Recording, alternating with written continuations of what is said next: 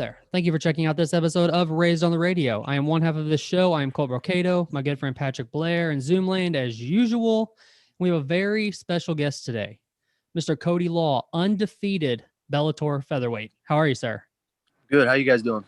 Doing well, man. Doing well. Good. Thanks for having me. How's that sound? Undefeated. Sounds good. Undefeated Bellator featherweight, right? Yeah, it'll sound better when I have like double-digit wins, but there you go. I'm okay with it for now. Well, your last win was, we can still congratulate you. It wasn't that long ago. It was April 9th, Bellator 256. You're on the same card as guys like Ryan Bader, Rashida. You still got to be riding high.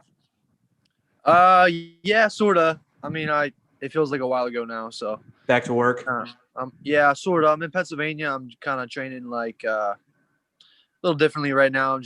I'm doing some strength conditioning stuff and working some lower intensity, like skill work with my coaches back here in Pennsylvania before I go back to Florida. But I'm staying in shape. I'm keeping my weight down. So when I get back to Florida, I'll be ready to hop right back into camp, hopefully. So you say you're keeping your weight down. What are you normally walking around at, fighting at featherweight? Do you have a hard cut to get there, or is it pretty decent one for you?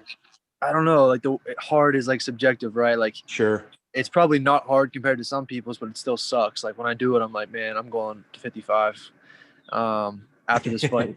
But then I make the weight and I have a first sip of water and I'm like, I'm okay. I'm fine.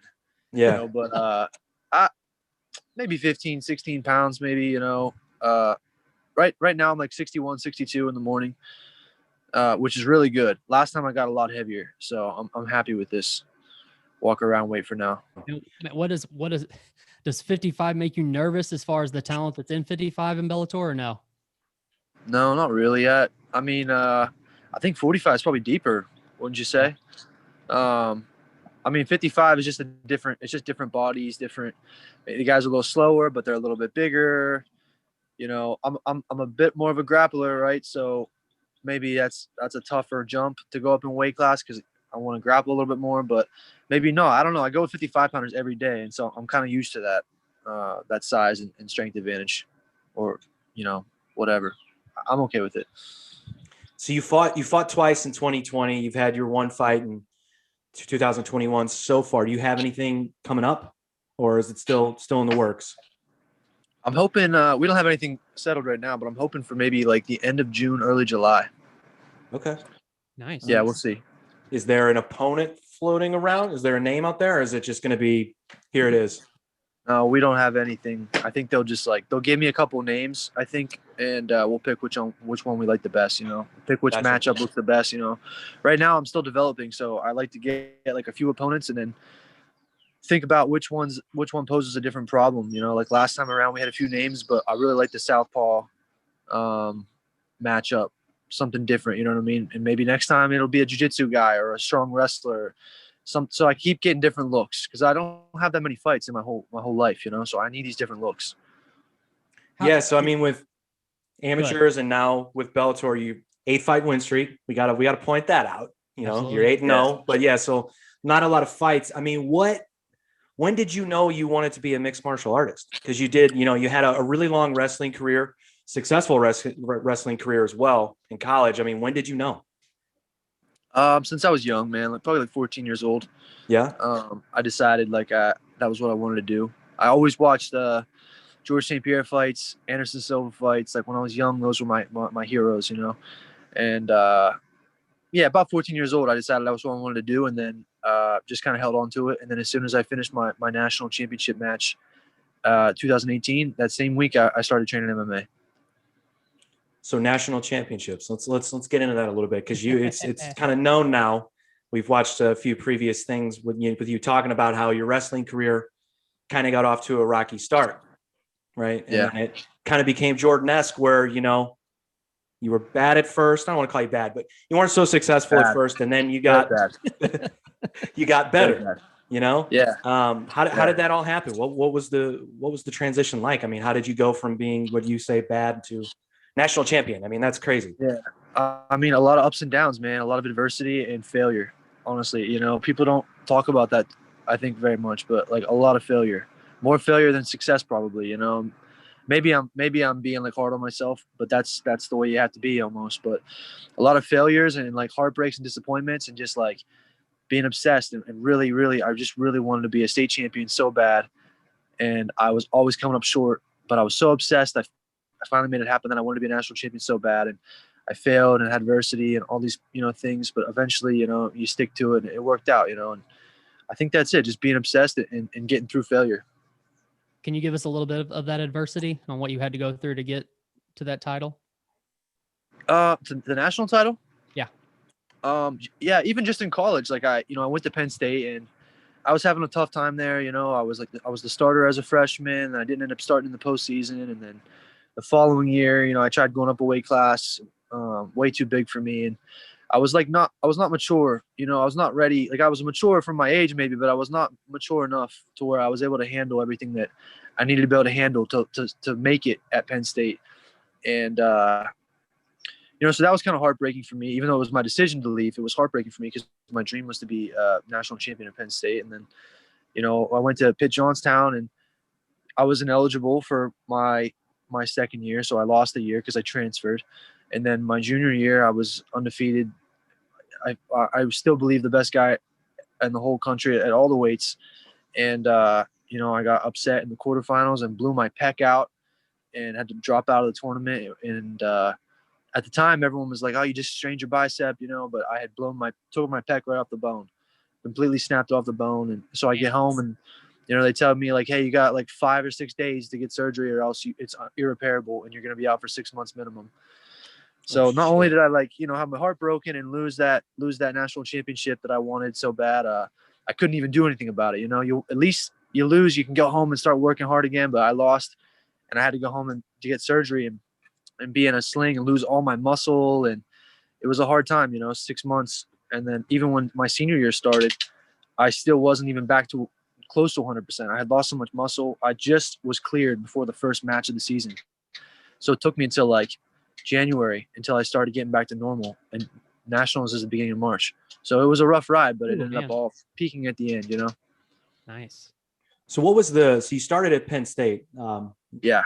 Obviously one of the easier schools to wrestle at, I'm sure. How did that happen? So what was that process like? I mean, you basically transitioned your junior and senior year to being what you consider to be better than the first few years. How do you get recruited to a place like Penn State? Was it sort of quick? Did you see it coming? Was it kind of out of nowhere? Like, how did that happen? Yeah, a little bit out of nowhere. I was so I think my high school coach, Jake Strayer, he wrestled for Penn State and was an All-American. And I wanted to wrestle at Penn State, and they were the big time powerhouse, 2011, 2012. I'm a junior. I got second in states. I placed at a couple of the national tournaments, like fifth, third, maybe. And I was looking at Lehigh, Pitt Johnstown, where I ended up at, and a few other schools. And I was pretty set on, I think, going to Pitt Johnstown or Lehigh. And then Penn State reached out kind of last second. And of course, right away, I was like, yeah, I'm doing it. Didn't ask about scholarships or anything. I was just doing it. And I don't blame that's you. kind of what happened. Yeah, that's crazy. I did not blame you. So were you in the wrestling room at, UPJ talking about how you were one day going to be a professional MMA fighter? Or did you kind of keep that under wraps? Or were you actually like, I'm going to do it. Like, when I'm done with this, I'm going to do it.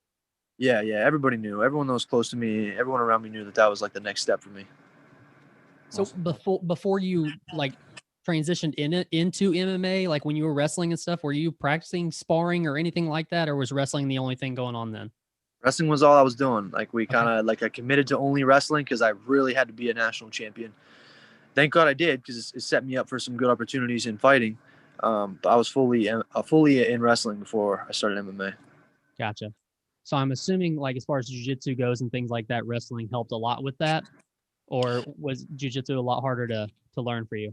I think jiu-jitsu was hard. I mean, obviously, like I'm doing well at it, but it was hard. It's totally different. Wrestling is it's very different. For self-explanatory reasons. But I mean, I'm adapting to it. It's still, I have a great base because I have the ability to move my body really well from wrestling. But it took, there's a learning curve. Yeah. I heard you say this in a previous interview. I think you said that it's harder for a striker to become a wrestler than it is a wrestler to become a striker. Did I get it right?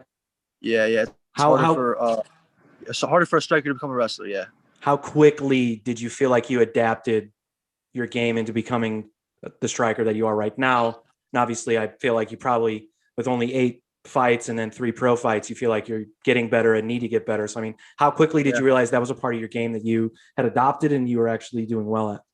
Yeah, pretty much right away. I mean, I started boxing like right away, like that maybe that first or second week after nationals. I started boxing. I actually have 2 amateur boxing matches, and I won both of them. I really love boxing. I felt like I adapted pretty quickly. I mean, I've only been striking for 3 years. I feel like I'm doing pretty well in the striking department for only having 3 years of experience. Yeah, but I think that a striker trying to learn wrestling, it's so hard for them. It's just, I don't know why, but that's just the way it seems to be. Do you think it's a certain aspect of the technique that they don't get? They're not able to adapt to the style. Like, what do you think it is? I don't know, man. I think that like for wrestling, it's like you grow up.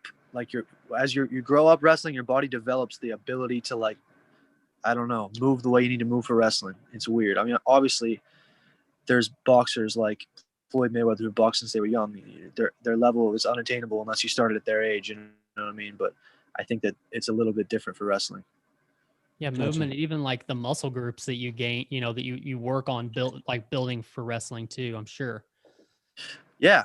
I think, anyone that wrestled all their lives, they're usually pretty strong, and they just have that natural strength. Just because your body's developing while you're wrestling, so your body develops to be a strong wrestler.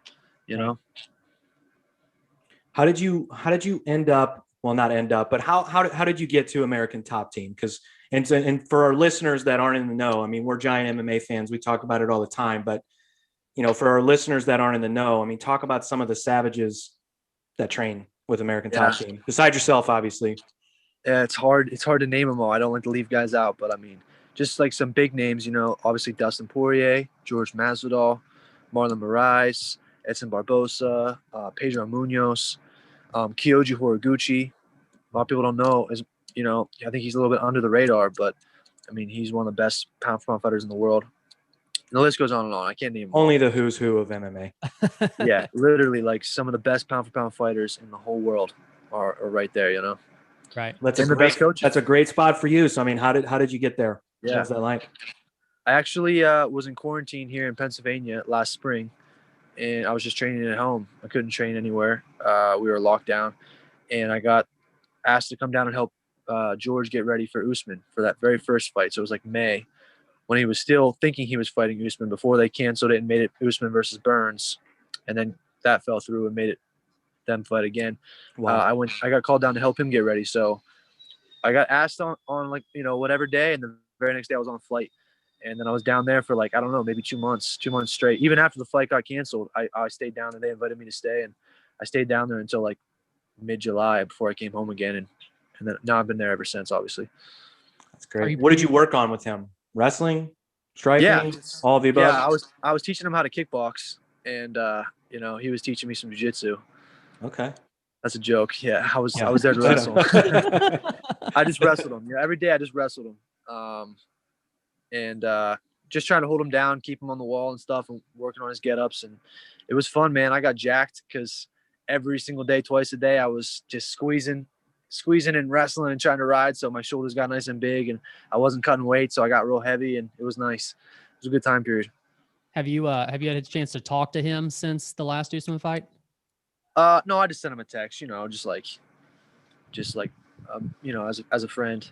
But that's the time. I haven't seen him or anything. I'm in Florida or Pennsylvania. He's in Florida, so. Gotcha. Yeah. I figure after that you're probably excited to get back down there, though, right? Train with him again. Yeah, I'm excited. I mean, I'm just excited for me and him to like not have fights scheduled and be able to just train without like an agenda, because the last we were kind of on similar schedules. Like we both had a fight coming up the last couple months, so he was getting ready for his fight, I was getting ready for my fight. It's nice to be able to train together when we don't have fights, and he can like, I learned so much from him, just to like touch spar with him and learn and just be in there, Right. So you mentioned GSP, as one of your influences when you were younger, as far as MMA goes.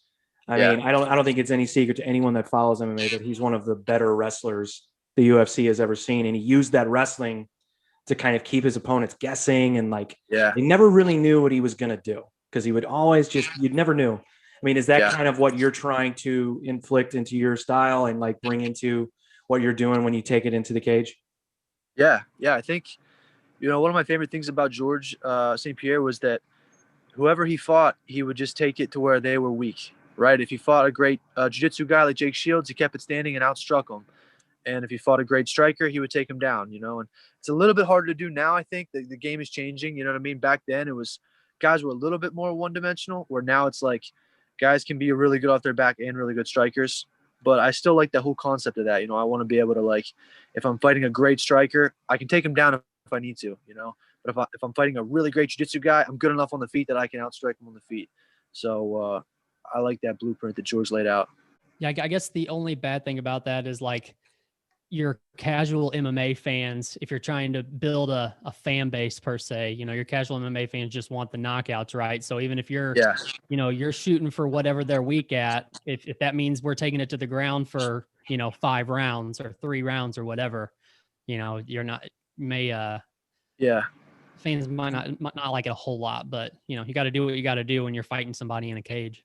Yeah, it's tough. Like I want finishes, man. I'm not, look, even if I'm fighting the best striker in the world, I'm not looking to go out there and just like shoot the first chance I get because I'm so terrified to be on the feet. I want to strike and see how I can do, and if it's not going my way, I'm not going to be an idiot and put my health on the line for the sake of some people who have never fought a day in their life, I'll Right. shoot and take them down. And Fuck them.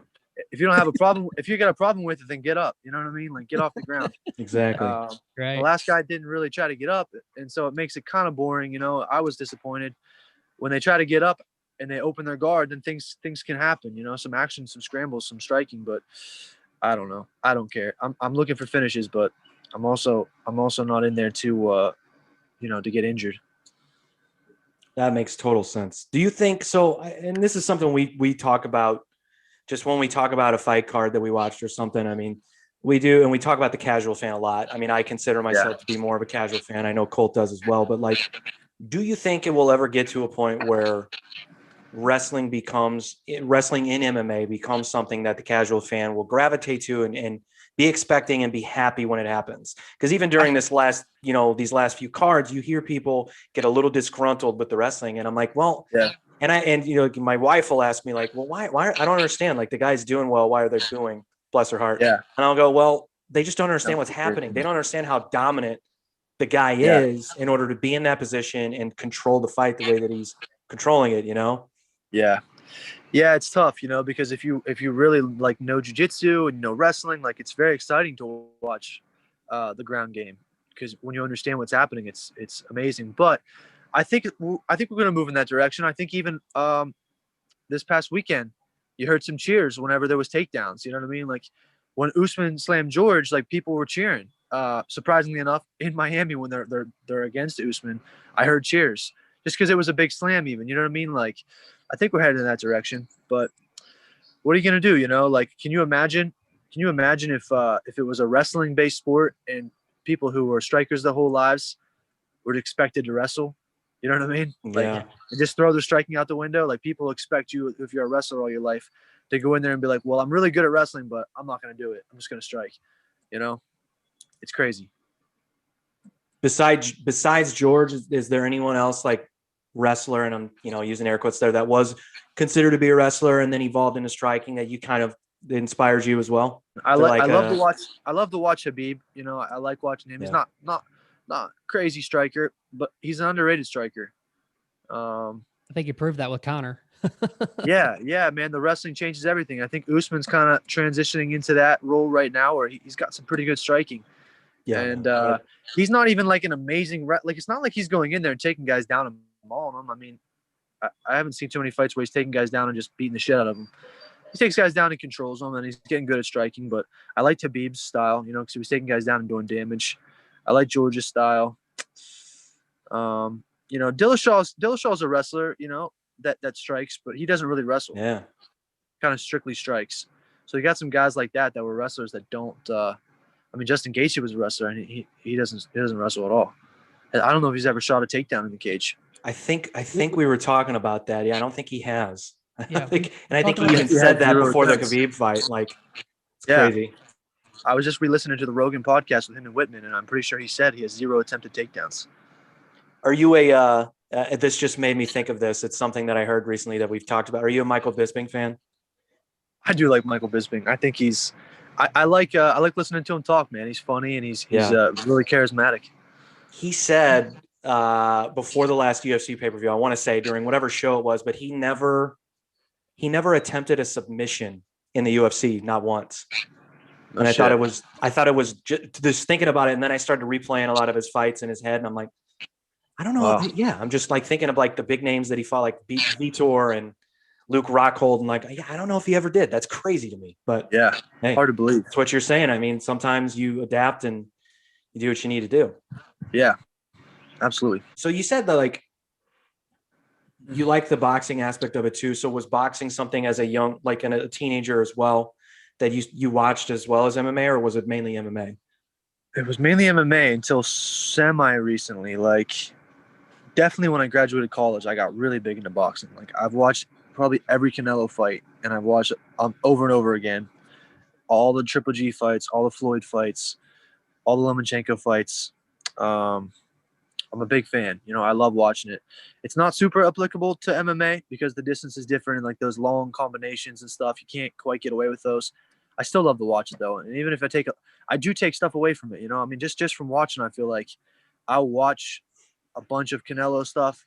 And then one day, like I'll just do something in sparring and I'll be like, man, I never practiced that before, but just from watching it so much, it's in my head, you know? So like, there's something to be said about just watching, you know? So I have to ask, anytime we have a real fighter on the show, I have to ask, just, you don't have to give me a long thing about this, but what do you make of Jake Paul in this situation? Do you think that my dogs are going crazy? Do you think that it's helping the fight business or hurting the fight business that this guy's getting all the attention that he's getting? I already know you would kick his ass. That's not the question. I already know that. But I don't know, man. It's like, I don't know what to think about it. My gut tells me it's hurting. Just because I watched the tail end of the Ben Askren Logan Paul. Is that who it is? Jake or was Paul. it Jake Paul? Well, Jake both Paul. of them. Both of them. Yeah, Jake Paul he seems like a bigger douche, but I haven't watched the other one really. Thank you. But he seems like a douche. Agreed. Just watching the tail end of that and seeing Snoop Dogg and Pete Davidson, it hurt my heart. Like it was like this is disrespecting the sport of like real fighting. Like these are two guys that wouldn't last a second. You know what I mean? Like you just pay to watch them fight each other. You know, like who cares to hear them talk? And then we got them talking and making a joke of the sport. Right. And we got YouTubers fighting, and I don't know. I mean, hey, if they're making money, that's awesome, but it's not real fighting. I still don't see how celebrity boxing. I still don't see how we actually have Logan Paul and Floyd Mayweather though. I thought that was a joke until I still think it's a joke. I still don't think it's gonna happen. Yeah, really? I mean, it's apparently settled now. Like it's happening. I don't know, man. I don't know. I don't even. So I don't understand why Mayweather would take this. Why would he take this so seriously? Probably won't take it seriously. Probably won't train for it. Probably just go in and piece him up for however long he wants to and collect a paycheck, you know? Right. Exactly. I mean, if you're Floyd, it makes sense. Like you're gonna make a bunch of money to fight some guy that doesn't have any chance against you, no matter how big he is, you know? No. True. Yep. So yeah, so thank you for answering that. I know you're probably tired of hearing it and being asked about it, but I grew up watching boxing. My dad sat me down in front of the television and we watched like Mickey Ward and Arturo Gatti and George Foreman fighting Evander Holyfield and Roy Jones, all these guys. So like I have a profound love for boxing in my heart just because I grew up on it. And I love MMA too, but like he always questions like, why are you so worked up about this? And I'm like, well, because boxing has its enough problems as it is when it comes to emotions and just people not fighting who they should. And we don't need, and I'm saying we, like I box, but it doesn't need a guy like that coming in and getting more attention than actual fighters, you know? Because there were real boxers on that card that didn't get the attention that they deserve, you know? So it's a bummer, but what can you do? Yeah, it's too bad, man. I don't know what the answer is. Stop buying it, but everyone buys it. So thank you. Who are you gonna do? Who did it? Who did it? I don't know. I didn't buy that shit. Who did it? I ain't buying that. And I heard it was $50. I was like, yeah, if it's like $5, maybe I'll fucking for Ben Askren, I'll watch it.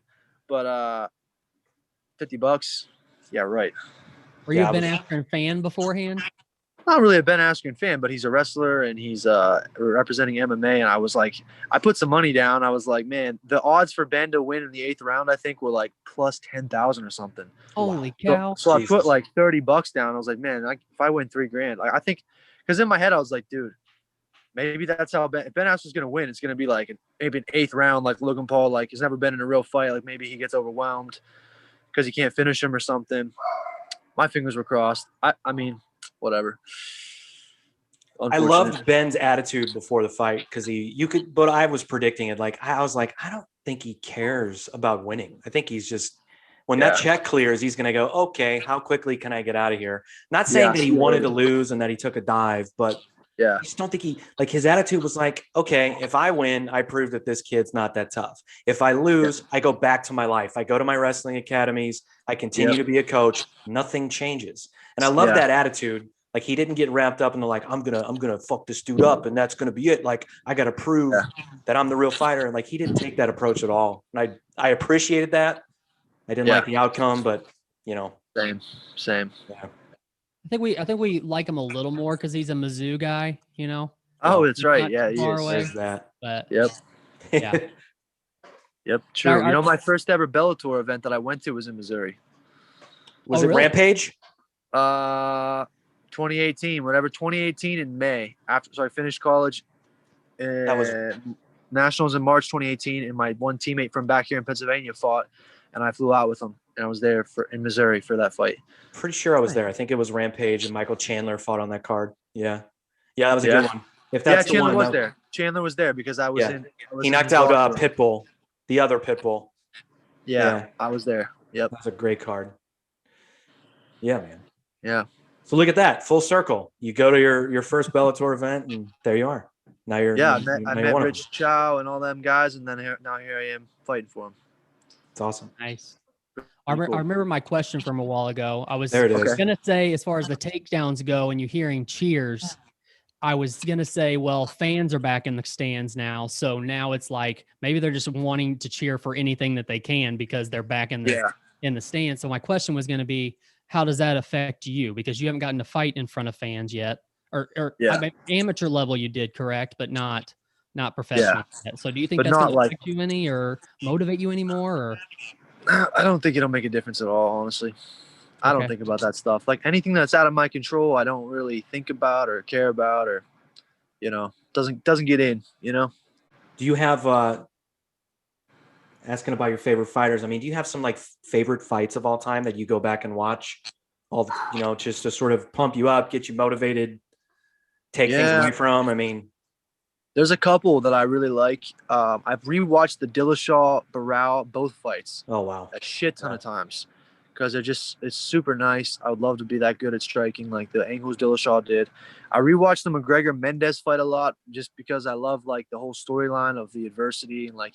It is one of those gritty kind of fights, I like that one. I rewatched a few GSP fights a bunch of times, GSP versus Condit. Boxing-wise, I rewatched the Triple G Canelo fights 100 times probably. I rewatch fights a lot. Like most fights, I've just rewatched the same ones over and over again. So which this is an important question here. Okay. We are after all a music show, and again, I'm using air quotes there, but so which walk-in for the Mendez McGregor did you like better, Sinead O'Connor or Aaron Lewis? Sinead O'Connor. Yeah, that was crazy. It was nuts. The wrong answer? Gives you goosebumps still. Yeah, it gave me goosebumps, man. I was like, the whole walkout thing was crazy, but whenever there's something about Sinead O'Connor, it sounded like a war song. It felt like I was going to war, man. I get goosebumps right now thinking about it. That shit was the coolest. There'll never be a better walkout than that. That was unbelievable. Well, plus there were like 15,000 drunken Irish fans there that were ready to kill somebody anyway. Yeah, it was like beer pouring down, the walkout. It was fucking nuts, man. That was the best. I love that. I was really hoping you didn't say Aaron Lewis. I was like, oh, please don't say Aaron. I thought you guys were going to be like, I don't even really know him, but that one was a little bit of a letdown, honestly. Like it was, I don't know, it was cool, but I don't know. Compared to Sinead O'Connor, it was nothing. So let me ask you this: is Bellator the final place you want to land, or do you have a preference as far as between Bellator or UFC, or you're not even thinking that far ahead right now? Yeah, I'm not really thinking about that. I'm very happy with Bellator. They're taking good care of me, and they're, I mean, They've been good everybody to me. that's went over to Bellator from UFC seems like they're happier. Yeah, I keep hearing that kind of stuff, and right now I look at some of the pays and I'm like, man, I'm doing pretty well. I'm very happy compared to like some of the pays that some of the lower level UFC guys are getting. And so if we continue on this trend, like, why would I leave a place where I have good relationships, I'm getting taken care of, I'm making good money? Right now I'm in Bellator. I'm happy. That was going to be my next question, and I was going to say you can tread lightly, but yeah. So I mean, the pay we hear all the time. Fighter pay is obviously a huge topic. If you pay attention to MMA, it's always coming up. And so, Yeah. I mean, we have heard in several different podcasts, reading articles that, Bellator guys are just saying, just making more. Like, that's just what it is. I mean, Yeah. you're kind of attesting to that? Yeah. It's been great, man. I'm awesome. obviously I want to make more. But I know my worth. And as I continue to rack up wins, I think I'll get paid more. So, but I'm very happy with where I'm at even right now. It's just at 0-0, very happy. Well, there's also the sponsorship aspect too there, right? Yeah. Yeah, man. I was looking at like the Venom deal and how much I would have gotten paid as a fighter with only 2 fights going into my 3rd fight. And I was like, man, I'm making like a couple times that in sponsorship money from local sponsors that I'm getting on my own, Right. just from Pennsylvania people that are helping me out. It's crazy. Shout out some of your sponsors, please. Oh yeah, go Yeah, ahead. a bunch of them. I have Axe and Sledge is like my long-term sponsor right now. I have a long-term deal with them, partnership, and they're taking amazing care of me. I've just started working with Bespoke CBD for a year, and then for this last fight, I had a bunch of really good ones. Wessel and Company's a tax firm, Tailgaters as a restaurant. They really helped me out. A bunch more. I won't be able to remember them all, but all of them, I really appreciate. And all local, all local Pennsylvania, Johnstown to Pittsburgh area. It's pretty cool. You mentioned the Venom deal a while ago. We actually talked about that a few weeks ago. And like, if you look into that, it's not really that much. Isn't it like on some things, it's only like $100, a couple of $100 more or a couple of grand more than what the Reebok deal was? Dude, it's like the same thing. It's crazy.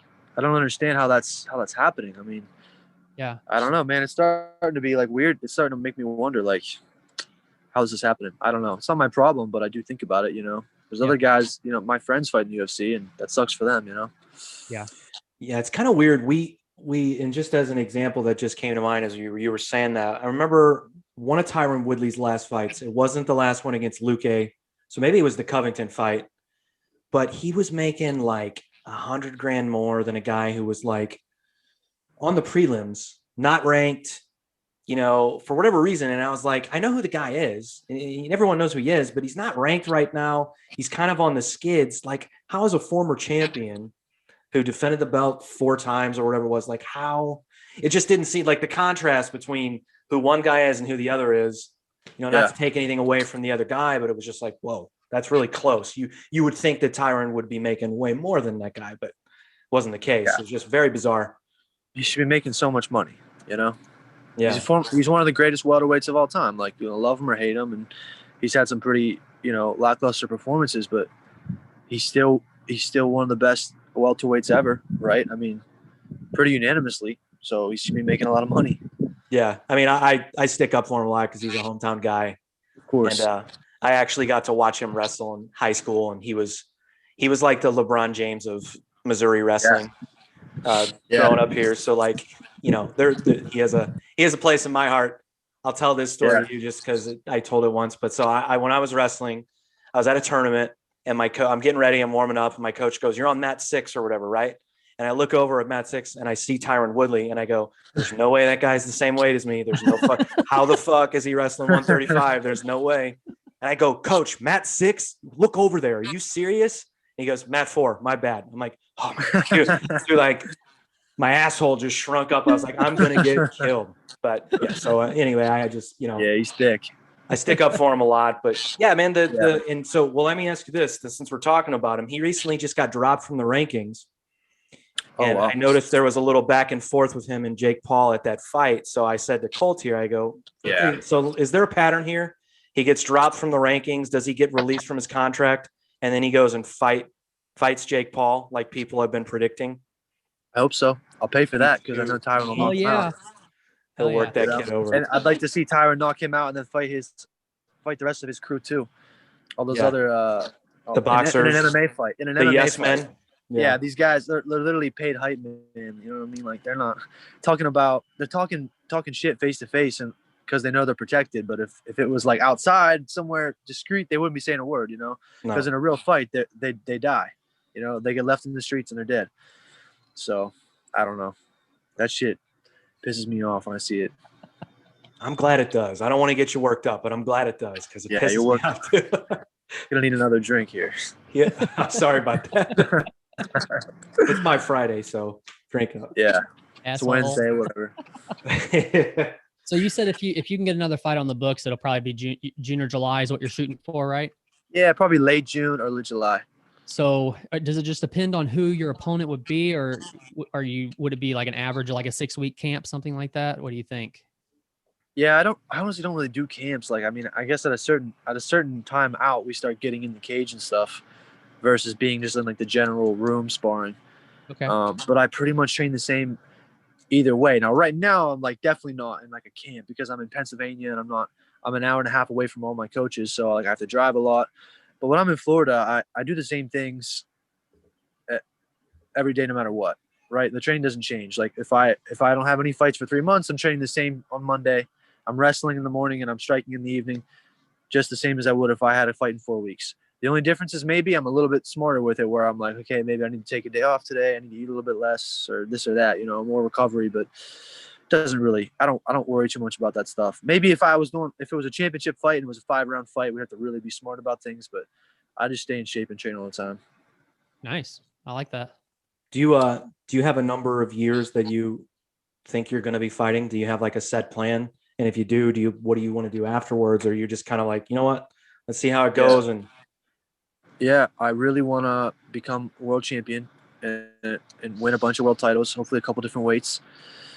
And I wanna do a couple pro boxing matches when I'm done with MMA. I really want to, when I'm maybe like 31, 32, box for a year or two, like a couple big boxing.